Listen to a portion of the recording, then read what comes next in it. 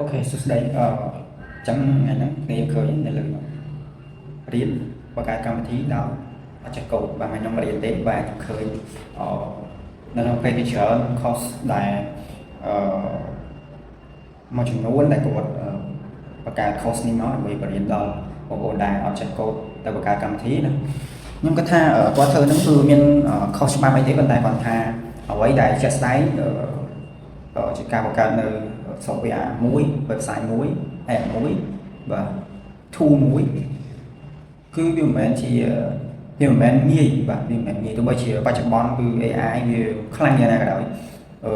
យើងអាចទៅធ្វើដោយអត់ចេះកូដបានអ្វីដែលអាចបង្កើតដោយអត់ចេះកូដបានបាទដូចជា website កាពីកប៉ុកយើងដាក់ឲ្យគេមើលក៏មើលមិនមើលក៏អត់អូខេយើងអាច release ទៅមនុស្សមើលបានជាងការមើលមនុស្សចូលច្រើនពេកគឺដោនអញ្ចឹង coding វាមិនមែនជាគេហៅថាវាមិនមែនជា financing វាមិនមែនជា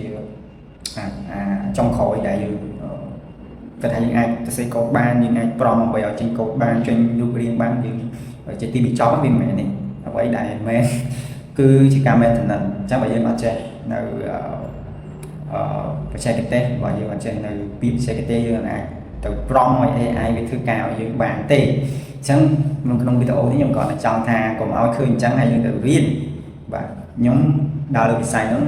តិចឆ្នាំទេគឺ4ឆ្នាំហើយខ្ញុំបញ្ចប់បញ្ញាបត្រ IT ខ្ញុំរៀនខ្ញុំចប់បញ្ញាបត្រ software បាទអញ្ចឹងគឺអ្វីដែលយើងមើលឃើញគឺអត់ដូចអ្វីដែលវាជាក់ស្ដែងទេបាទអូខេតែប៉ុណ្ណឹង